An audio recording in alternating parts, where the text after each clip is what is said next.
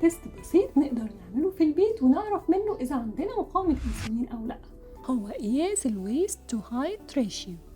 هنقيس محيط الخصر بالمازورة القياسات العادية من أصغر منطقة في الوسط أعلى السرعة على طول، وما نكونش شادين المازورة على الآخر ولا نرخيها على الآخر.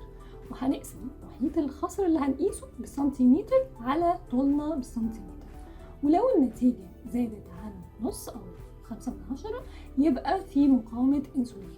ونقدر نتأكد كمان من العلامات الأخرى زي المناطق الداكنة في الرقبة وتحت الإبط أو السوائل الجلدية في الجسم.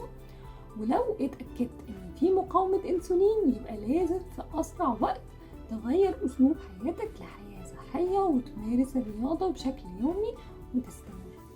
ونقدر نتابع التغيير باختفاء الأعراض ونسبة الويست تو هايت ريشيو لما ترجع تقل عن نص، يبقى كده في تقدم وإن مقاومة الأنسولين بتقل.